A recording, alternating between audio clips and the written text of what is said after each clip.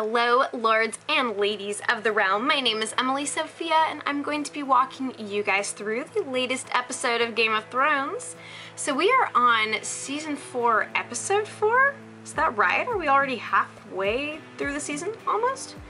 I feel like I've lost all sense of time. I mean, the suspense and build-up this season for me has been really rocking and rolling, so I didn't realize that we were this far in already. So yeah, Season 4, Episode 4, Oathbreaker, and spoiler alert before we dive into the mad thick of things, as I will be bearing all in this review. I thank you for your patience in my uploading this, for those of you who kept up with my weekly reviews. I was waiting for a hailstorm to pass so I could actually, I don't know, hear myself think and try to process what actually occurred in this episode. It's the month of April. Didn't really see this coming, per se.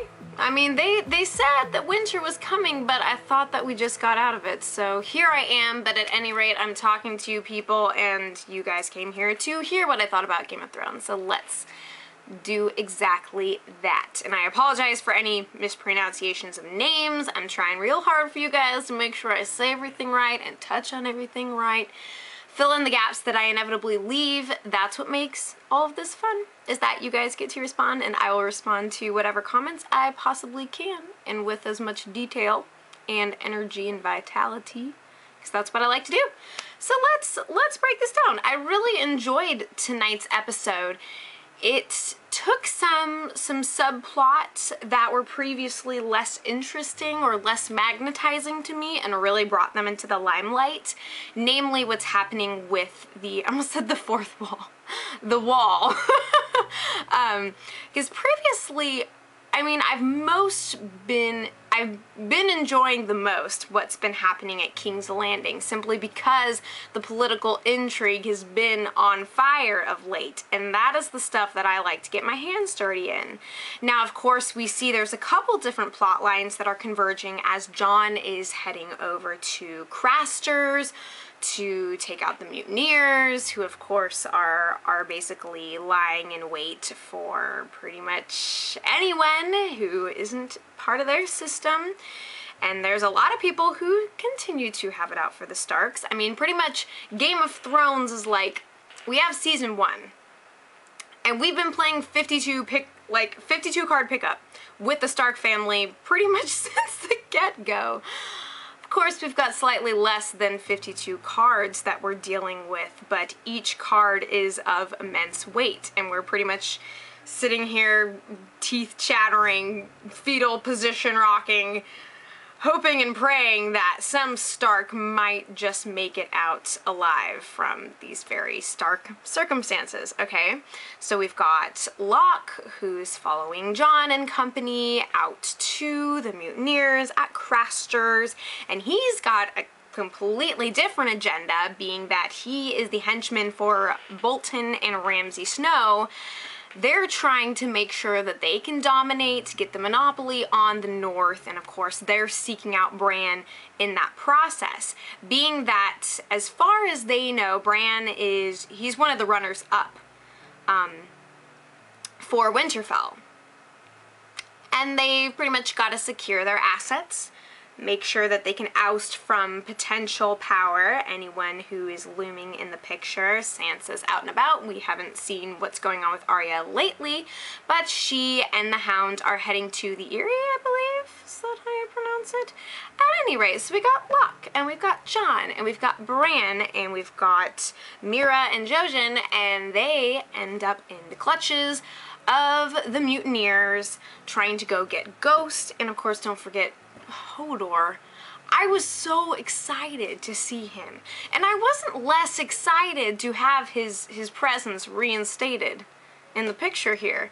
But the fact that they seriously had to, I knew that terrible things were going to happen to him, and that terrible things are going to inevitably ensue now that they're in the company of thieves, but that was rude. That was rude. First, we have the whole Jaime Cersei fiasco of last week, which I had to completely disengage from even talking about that scene because there was just so much rage and frustration over the way that whole scene at Joffrey's funeral was handled in the books and on the show, and I guess it turned into a rape scene, and it wasn't really supposed to be a rape scene.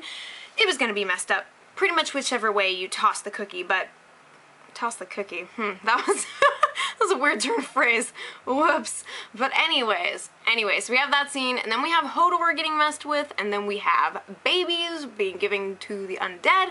Of course, that whole scene at the very end was rather fascinating. I was pretty much sitting, like, as I felt myself as I was watching that part, I was holding my head in my hands, and I felt like I had decapitated myself from the sheer force of anxiety as to what was going to happen with the wee babe, who's pretty much chilling with that White Walker that took him to the Winter Wonderland version of Mordor, basically. But you know, they're building their numbers out there is really what it's all about. And so this sacrifice of life is different than what at least I thought that it was. I didn't know if it was going to be a straight up sacrifice. The child was placed on the altar as if that was what was going to transpire. But as that walker picked up the child, and we are all sitting there pulling our intestines out of our ears, terrified that this child is going to be brutally destroyed on screen. You never know with these people. I don't trust the masterminds, the mad minds behind Game of Thrones. I don't trust them to not do anything that you don't want them to do, really. But that was quite literally a chilling moment. Being that I assume the walkers cannot reproduce themselves in the state of death in which they reside, that might be slightly less possible. I mean, this is a world of magic, but we'll see what this means as far as the expansion of our knowledge and what's happening with the walkers as they are building themselves up and taking these innocent little human children as well. I guess the logic for them, if there is a consciousness of their strategy, is that if they're going to build their numbers, you've got to start with an innocent who is unable to protect themselves, to fight back, or to know what's going on.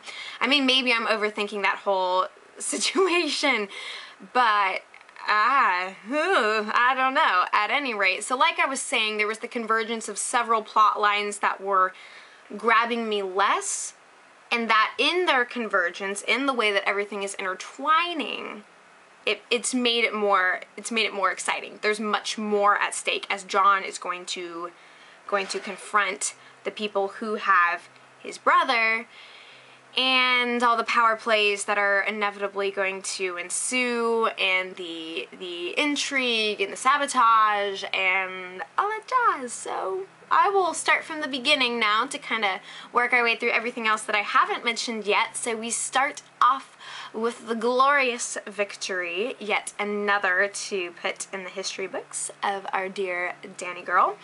So we start off with the Unsullied leader, Grey Worm. Yes, it's Grey Worm and Missandei, the translator who's been working for Dany. Again, I'm trying the names. I've got them in there somewhere, trying to get them out there. Anyways, so Grey Worm's getting some English lessons. They're exploring their past, what could come in the future, just kind of a little brief entry into what is going to ultimately be the takeover and the slave-inspired slave revolt of Meereen. And yet again, another powerful moment as we see very clearly that Dany's approach to injustice is not to give mercy, but to meet justice, or injustice rather, very squarely with justice. And this, of course, I think foreshadows continued what we could see as atrocities breeding atrocities in these decisions that Dany has to make as the breaker of chains. In breaking the chains of these innocents who have lived their lives enslaved and owing their all to wicked, wicked people. In this process of breaking chains, she must break the backs of others, of those who chained these people up in the first. But nonetheless, atrocity breeds atrocity.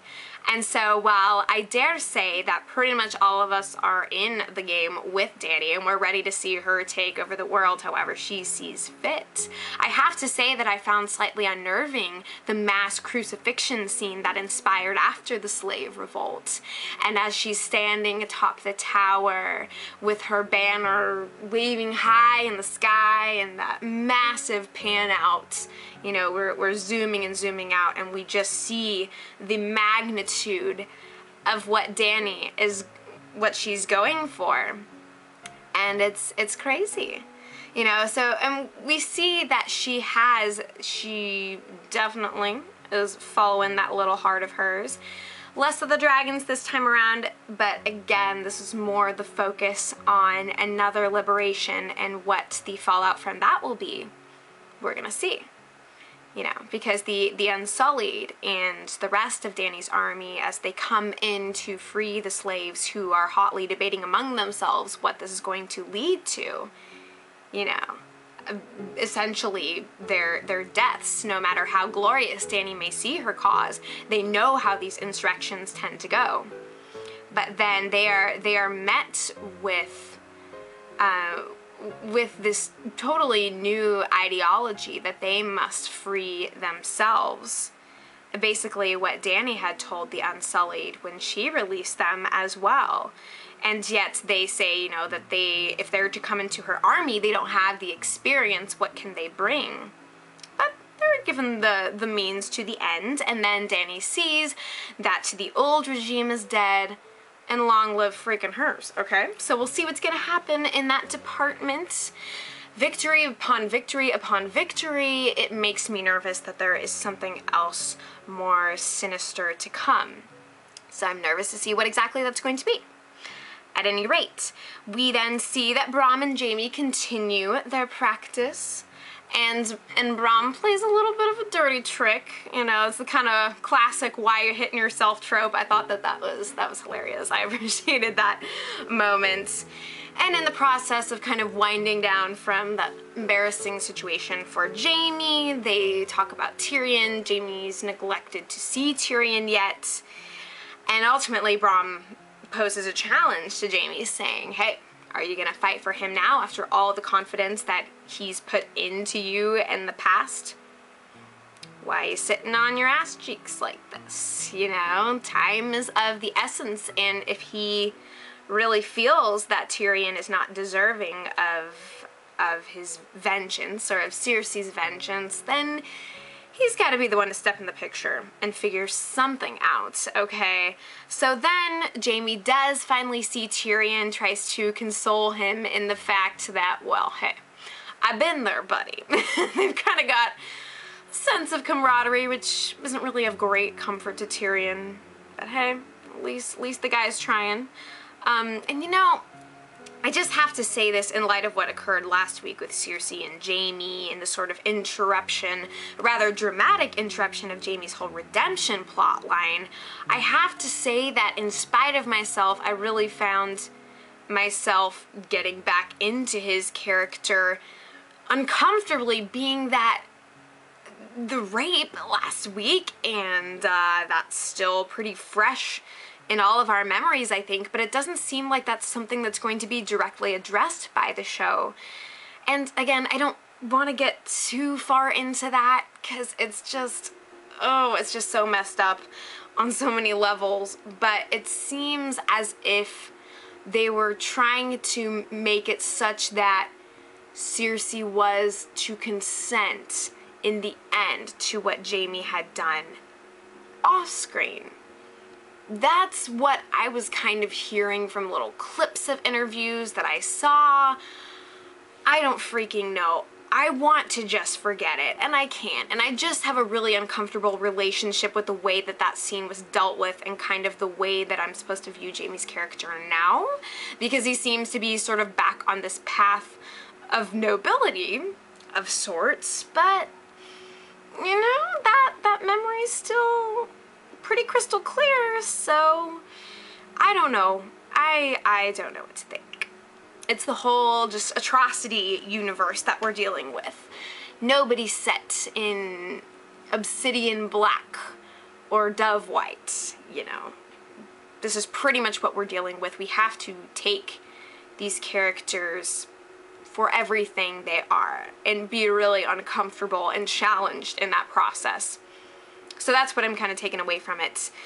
Anyways, in the process of Jaime and Tyrion kind of trying to break down how they're going to go forward, Sansa and her disappearance come into question, which leads us directly into the scene with Sansa and Petyr Baelish. I have to say, I was really digging the Petyr and Lady Olenna moments. Based on what I saw in the episode, and correct me if I totally missed something, but they seem to make this pretty clear, at least to me, that Petyr brought the poison into the picture, that which ended the life of our dearly, not exactly missed at all, Joffrey, and that Marjorie's grandmother was a key figure in this process. Petyr was talking about the friends that he had made and how he moves from alliance to alliance, keeping his own goals hidden, but seeking to kind of court the goals of others in the process of securing what he wants. And there was a very brilliant moment as he said, you know, that he would risk everything to get what he wants. And Sansa asks just very, very coolly, as removed as she can possibly be in the midst of all this madness, she asks, what do you want? Especially since he's kind of moving up on her, and so she seems to sense that she is something desired in the picture. I mean, especially being that Petyr hired this guy to go and get her and then snipped his life cord right in the last moment. So she kind of senses, okay, I'm implicated in this. Can you shed a little light on the scenario? And he just answers, well, everything is what he wants. I want it all.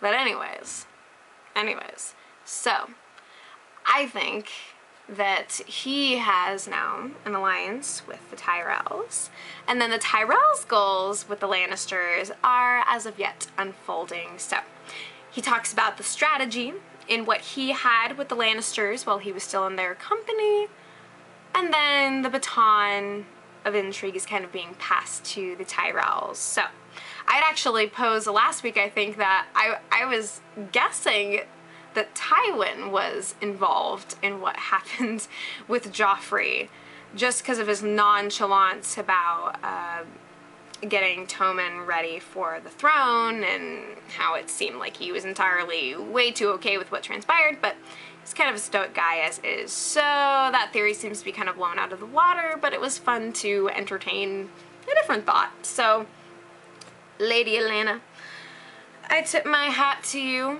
You pretty much have my full permission to do what the crap ever. I sense that we are of a similar mind when it comes to the monsters in this world.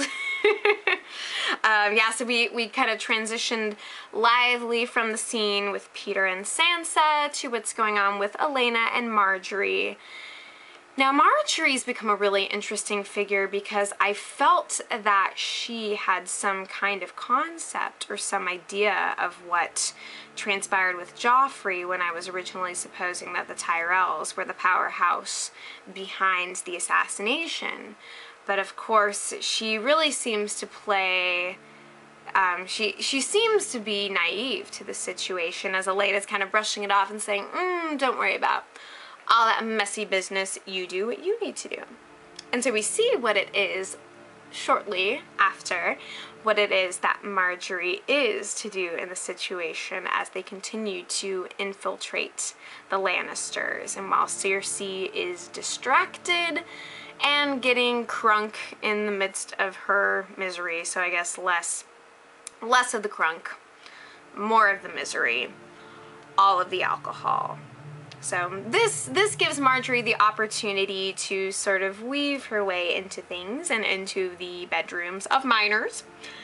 We dodged very narrowly a very uncomfortable sexual encounter. I keep using the word uncomfortable, pretty much the buzzword of the night.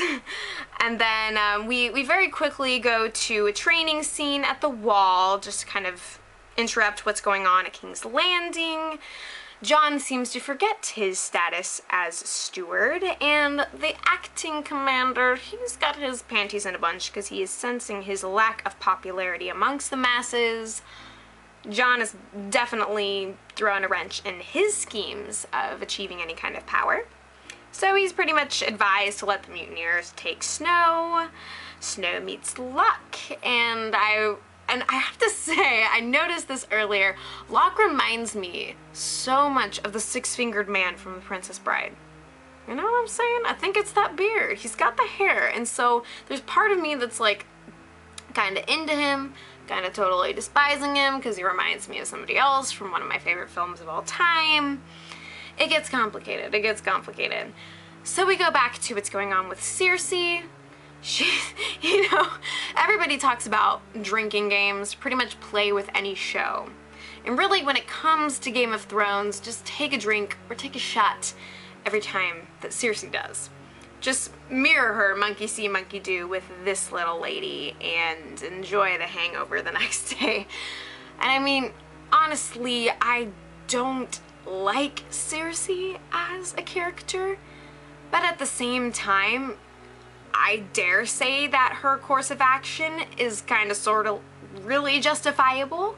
She's lost her daughter, who's been sent away. She's lost her son. Her husband never loved her. Her father never really loved her. She's been dealt kind of a shit hand, okay? But, I mean, I don't enjoy or support the way that she pretty much treats everyone around her, but at the same time, we can definitely see the place where all the negative energy is flowing from.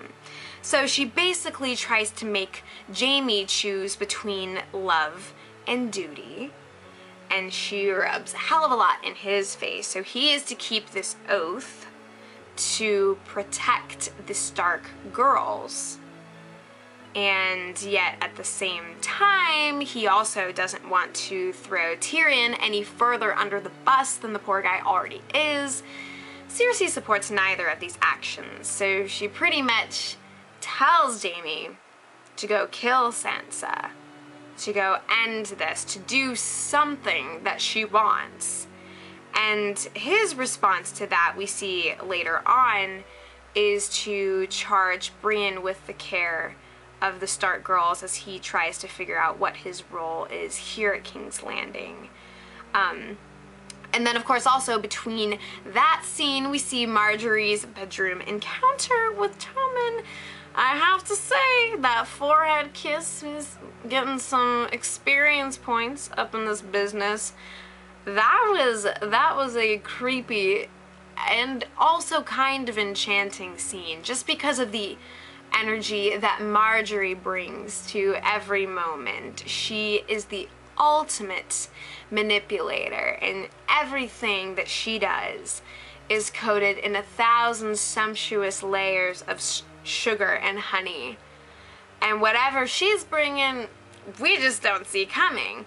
I mean, we find ourselves really kind of, I was finding myself a little bit messed up about what was going on, because clearly she hadn't come there to tell him a bedtime story and just to check and make sure he was okay after what happened with Joffrey. But I mean, just a really weird exchange, because you're just like, yet again, we come to grips with this amazing power that she has over others. And suffice it to say, this guy in his position, he is living out, any boy of his age, he is living the dream in that moment. And we find ourselves absolutely dazzled by her as well. So it's just this really uncanny experience for all of us, I think. So switch over to Brienne and Jaime. He bestows upon her fresh armor and the sword of Valyrian steel, which she names Oathkeeper, as both of them are endeavoring to keep their own oaths, and those kind of go in all kinds of levels. We could break that down. I truly love the relationship that they share. Dare I say, I ship it something serious, but it seems that their paths are going separate ways right now. Jaime is continuing to try and find a way to endear himself to Cersei, although I don't blame her for the ways in which she's trying to manipulate him. After what he pulled on her, it's all these power plays that are going on. And then Brienne also gets to keep in tow Podrick. So she's got a squire to accompany her on the harrowing journey to try and figure out what's up with Sansa. I'm really nervous for her at this point, especially judging by the fact that we're only at the tip of the iceberg of what's happening with Petyr Baelish. And the power that he's wielding, that is some kind of reckoning force there. So now we head back to the northernmost region of the Insanities as Bran and Jojen and Mira and Hodor are trying to follow after Bran's visions. They get tied up in the whole scenario with the mutineers, basically what I had talked about at the beginning of this vlog. And so I think that I heard someone say that this episode tarried away from the books a little bit. Again, I haven't read them yet, so I'm not really sure where that might have occurred, but I have to say that it's really exciting and unnerving to see all of these plot lines combining, to see the two of the few remaining Starks slowly starting to approach one another, but in the midst of this total crisis. Talk about teeth clenching. I'm gonna pretty much have ground down my canines to nubs by next week. That's some gross imagery. Don't think too hard on it. At any rate, what did you guys think of this week's episode? Did you dig it as much as I did? Of, you know, what is concerning or getting under your skin the most? What are you excited about? Further predictions? We don't know what's going on at Dragonstone right now. We don't know what's going on with Arya. We've got a few other looming factors, and Theon is out under Ramsay's loving care. Much ado in the world of Westeros. So I think that I kind of touched on everything as much as I could. My camera battery is dying. The hailstorm has finally ceased. I'm gonna edit this business and crash for the night. So thank you so much for watching. Fill in the blanks. Let's have a feast of a discussion in the comments below. I love you all to bits and pieces. And remember, I will be back before you know it.